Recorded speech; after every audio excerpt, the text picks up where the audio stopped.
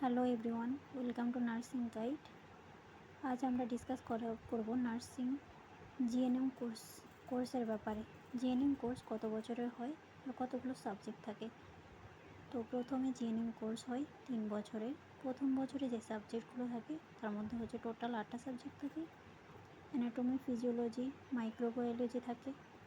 1 নম্বর anatomy physiology, 2 নম্বরে microbiology, 3 নম্বর নিউট্রিশন আর বায়োকেমিস্ট্রি, 4 নম্বর সাইকোলজি থাকে, 5 নম্বর সোশিওলজি, 6 নম্বর fundamental and nursing, then English.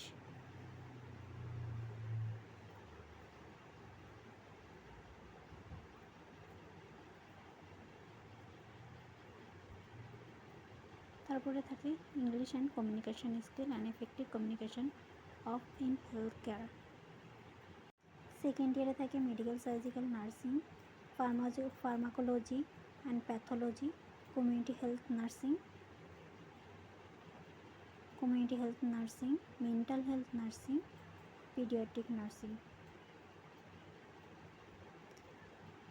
Third ইয়ারে টোটাল 4টে সাবজেক্ট থাকে। প্রথমে midwifery and obstetrical nursing, community health nursing second, medical surgical nursing second, management of nursing and service, management of nursing service and educations. তো আমরা আজকে জানতে পারলাম যে total 3 বছরের কোর্স হয় জিএনএম। 3 বছরের মধ্যে 3 বছরই আলাদা আলাদা সাবজেক্ট থাকে।